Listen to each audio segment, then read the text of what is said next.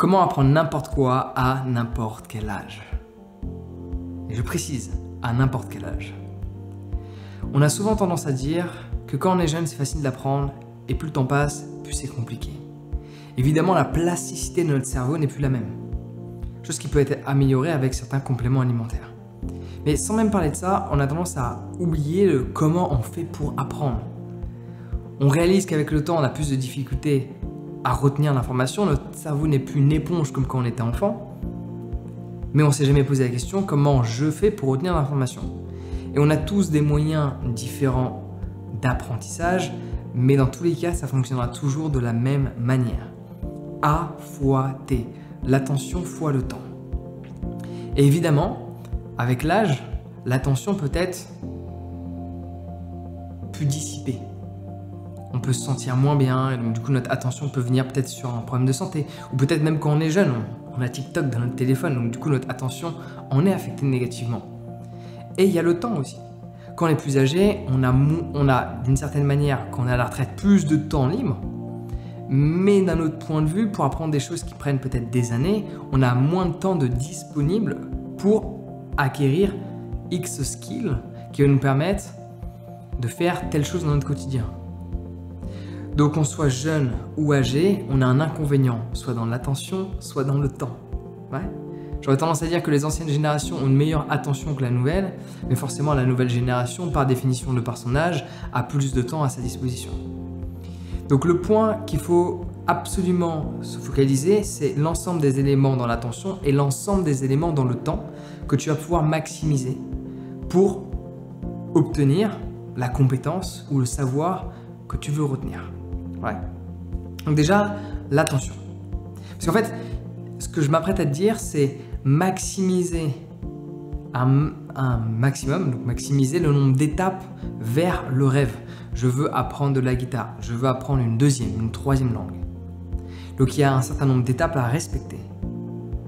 Et si tu penses juste à « je veux parler une seconde langue, je veux jouer de la guitare », il y a de grandes chances que ça ne devienne pas une réalité. Parce que c'est un rêve, c'est lointain, il n'y a pas d'objectif. Il y a la réalité, il y a le rêve. Ce qu'il faut faire, c'est mettre plein d'objectifs dedans et voir quelles sont l'attention nécessaire pour acquérir cette micro-compétence qui fait partie de celle-ci. Atteindre ce micro-objectif qui fait partie de celui-ci. Et quel est le temps nécessaire pour arriver là, le temps pour là, le temps pour là, le temps pour là, pour qu'on ait une chance d'arriver là. Le problème, c'est quand il n'y a pas ce qu'il y a entre les deux. Il y a ma vie d'aujourd'hui et ce que j'aimerais avoir. Et généralement, il y a un gros gap entre les deux et il n'y a rien qui se fait. Si tu veux apprendre quoi que ce soit, même si tu as 50 ans, même si tu as 60 ans, quand tu en es 30, 20, quel que soit l'âge, tu peux apprendre quoi que ce soit. Le seul truc que tu ne peux pas prédire, c'est quand est-ce que tu ne te réveilles pas le matin. Là, à ce moment-là, évidemment, peut-être que le process va s'arrêter d'une manière instantanée. Mais à part ça, tu peux apprendre quoi que ce soit. Parce que tu as le temps devant toi. Donc, il faut voir comment tu peux maximiser l'attention et maximiser le temps.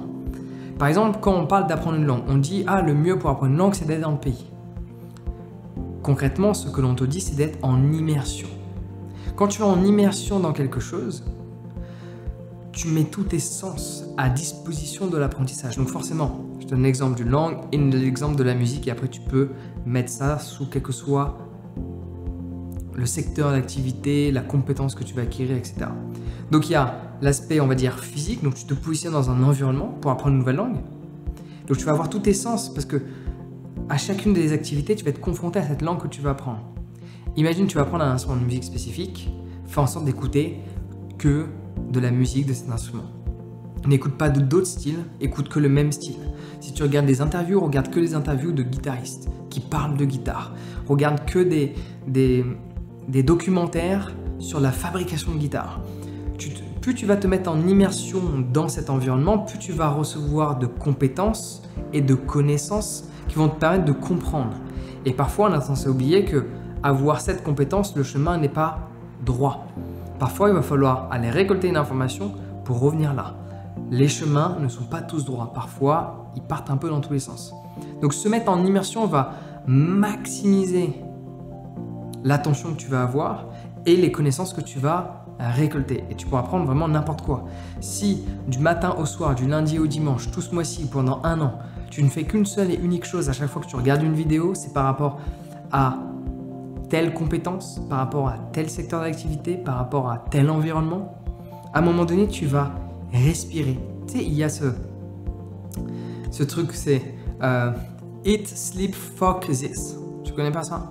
C'est genre, par exemple, il y a je sais plus quel joueur de basket qui disait mais moi, le basket, c'est ma vie. Je mange basket, je dors basket, je fuck basket. Tu vois, toute sa vie tourne autour de ça. Les plus grands joueurs de basket, quand ils regardent des films le soir, c'est des films de basket. Ils regardent leurs propres matchs.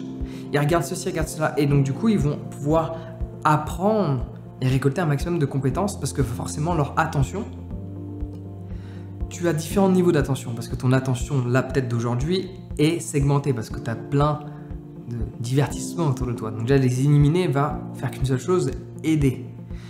Décider de regarder cette vidéo du début à la fin te permet de maximiser ton attention dessus. Parce que si tu ne t'es pas fixé de la regarder jusqu'au bout, tu vas laisser d'autres choses intervenir, rentrer dans ton champ de vision, rentrer dans ton attention. Donc sans même parler de la qualité de ton attention que tu peux travailler notamment avec la méditation. C'est pour ça que je te mets un petit guide sur ma formation de la méditation, mais c'est un guide qui est gratuit. Le lien est dans la description, tu peux le télécharger. Donc il y a différentes qualités d'attention, mais au-delà de ça, tu as 16 heures dans la journée si tu dors 8 heures, tu as 16 heures d'attention. Quelle que soit la qualité de celle-ci que tu peux améliorer, dont on ne va pas parler dans cette vidéo, tu as 16 heures d'attention. Où mets-tu ces 16 heures d'attention? Plus tu vas les mettre dans des choses qui correspondent à ce que tu veux, plus tu vas être en immersion, comme la personne qui va en Amérique latine apprendre l'espagnol ou le portugais. Okay? Dans l'attention aussi, il y a le facteur émotionnel, le facteur amour, le facteur passion, parce que apprendre une compétence mais qui ne te passionne pas vraiment, tu veux juste l'apprendre pour faire plaisir à X autres personnes, la qualité de ton attention ne sera pas la même. Ouais. Après, il y a la dynamique de temps. La dynamique de temps, c'est ce qui permet de ne pas abandonner. Et les gens se préoccupent peu de ça. Je veux ceci, je veux cela, et rien ne se fait. Ou à la limite, ils commencent, ils font pendant une semaine, un mois, et ils abandonnent. Parce qu'ils n'ont pas jugé la notion de temps qui permet d'apprendre cette compétence. Je peux te donner un exemple. Je veux avoir la capacité d'hacker un ordinateur, je veux avoir la capacité d'apprendre une troisième langue, je veux avoir la capacité de comprendre les marchés boursiers, je veux avoir une capacité de pouvoir shooter un 3 points au basket et d'en mettre 7 sur 10, je veux avoir X capacité, quelle que soit ta capacité. Combien de temps est nécessaire? Tout le monde est différent, certes, mais tout le monde est pareil. On a tous eu besoin de temps pour apprendre une compétence, apprendre un savoir, etc. La question en moyenne, combien faut-il aux gens? Par exemple, regarde, le didgeridoo, le truc là, Yidaki, le vrai nom, avant qu'il soit nommé par les Anglais didgeridoo parce qu'il faisait didgeridoo, passons les détails. C'est un instrument que je voulais apprendre. La plupart des gens, au bout de 6 mois, avaient peu la respiration circulaire, c'est-à-dire que tu expires et que tu inspires en même temps. La plupart des gens que tu rencontres, déjà, ils l'ont pas, au bout d'1 ou 2 ans. Et les quelques-uns qui l'ont, ils t'ont dit « ouais, je l'ai eu au bout de 6-8 mois ». 6-8 mois, ça ne veut rien dire. Donc une fois que quelqu'un te dit « bon, j'ai eu telle compétence au bout de 6 mois », tu lui dis « ok, tu pratiquais combien de fois par semaine ?» Alors, premièrement, est-ce que tu pratiquais tous les jours? Mais souvent, les gens ne pratiquent jamais tous les jours. C'est pour ça que je pose directement la question par semaine. Tu pratiquais tous les jours? Ah non, je pratiquais pas pour les jours, je pratiquais 2-3 fois par semaine. Ok, cool. Tu pratiquais combien de fois par semaine? Ah, je pratiquais 2 heures à chaque fois par session, genre le samedi et le mercredi. Ok, 4 heures par semaine. 4,3 semaines dans un mois. Ok, donc ça fait 8. C'est 4 heures, 4 et 4. 8, 12, 16. Ok, il y a le 0,3, on va pas la compter. Fois 6 mois. Ça fait, donc si tu ferais x10, ça fait 160, donc ça fait 80 heures. Donc il t'a fallu 80 heures pour acquérir cette compétence de respiration circulaire. Ok. Et bien moi, qu'est-ce que je fais? Si tu as fallu 80 heures, si je pratique 4 heures par jour, en 20 jours, j'ai la compétence. Et c'est ce que j'ai fait. Alors là, les chiffres, je te les invente parce que je me souviens plus de les gens, combien d'heures ils avaient mis. Mais moi, j'ai appris en 2 semaines, alors que la plupart des gens apprennent en plusieurs mois. Parce que ce qu'il faut que tu saches, c'est quelle est en général une personne qui n'a jamais touché un instrument de musique avant, par exemple, il lui faut combien de temps pour apprendre à s'amuser. Comme la guitare. Au bout de combien de temps tu peux t'amuser et faire X choses avec la guitare? Ok, c'est au bout de 150 heures, plus ou moins, tu vois. La personne, elle ne pourra pas te donner le nombre d'heures, mais si tu poses la question en moyenne, tu pratiques combien de fois par semaine? Combien d'heures par semaine? Tu fais des calculs et après, tu essaies de voir, une fois que tu as cette notion d'heures nécessaires, qui va fluctuer, peut-être tu vas être meilleur que cette personne, peut-être tu vas être moins bon que cette personne. Mais à ce moment-là, tu peux dire, ok, combien de temps ai-je de disponible ou puis-je mettre à disposition chaque jour pour pratiquer afin d'avoir cette compétence dans X temps. Parce que s'il y a une compétence qu'il me faut, il faut 30 heures. Ok? Si une compétence, on va prendre un autre stat. Une compétence, ouais, une compétence, il faut, on va dire 50 heures. Une compétence, il faut 50 heures. Soit, ben, c'est pas un bon chiffre non plus. Bon, on va prendre 50 heures. 10 jours, 5 heures par jour, tu as acquis la compétence. Peut-être c'est un peu plus, un peu moins. Mais avoir cette notion-là te permet de ne pas abandonner et de te fixer un objectif réel et d'avoir des objectifs plutôt qu'un rêve. Et après, il y a un truc que tu peux maximiser au-delà de l'attention et le temps, ce sont la qualité des connaissances.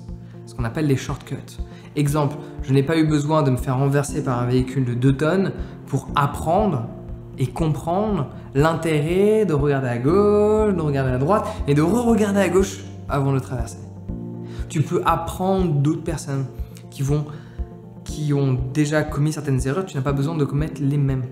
Et c'est ce qu'on appelle des shortcuts. Alors, un shortcut ne te permet pas de passer de 1000 heures à 10 heures, mais peut-être de 1000 heures à 700 heures d'apprentissage dans une compétence, ou peut-être à 500 en fonction de tes compétences d'avant, que tu peux coupler avec celles que tu recherches à obtenir. Mais pense toujours à cette notion d'attention, comme tu peux l'optimiser, et à la notion de temps. Si tu ne sais pas combien de temps il faut, je veux apprendre la guitare, tu apprends la guitare, mais tu ne sais pas que le niveau que tu aimerais avoir, il faut 1000 heures, et que tu n'es pas prêt à fournir 1000 heures, et que ces 1000 heures, quand tu fais les calculs par rapport au temps que tu as à ta disposition, il va te falloir 5 ans, évidemment que tu vas abandonner. Genre comme la plupart des gens. Par contre, si tu dis, ok, je suis prêt à mettre 1000 heures dedans, je suis motivé, et par contre 5 ans c'est trop long. Comment je peux faire pour, en 1 an, l'année prochaine, bam, telle date, j'ai cette compétence? Et bien tu vas ouvrir du temps dans ton emploi du temps. Et tu as moins de chances d'abandonner. Parce que plus tu vas faire de choses chaque jour vers la compétence que tu veux développer, moins tu as de chances d'abandonner parce que tu te vois progresser. Et c'est là où les gens abandonnent. Quand ils veulent apprendre quelque chose, quand ils ne se voient pas progresser, ça fait 6 mois, ils sont toujours aussi nuls. C'est une des raisons pour laquelle, à chaque fois que je veux apprendre quelque chose, je mets plein de choses de côté et je fais de cette compétence que je veux développer le focus de ma vie. Et en quelques semaines, j'ai des compétences que d'autres ont en plusieurs mois, voire plusieurs années, voire jamais. Donc si tu veux maximiser l'attention que tu as pour maximiser ton attention, la qualité de ton attention, télécharge mon guide sur la méditation, je te le mets en description, il va grandement t'aider à mieux mémoriser, quelle que soit la chose, c'est inévitable. Le lien en description, partage-moi ton avis de cette vidéo dans les commentaires, sur ce, prends soin de toi et passe une excellente journée.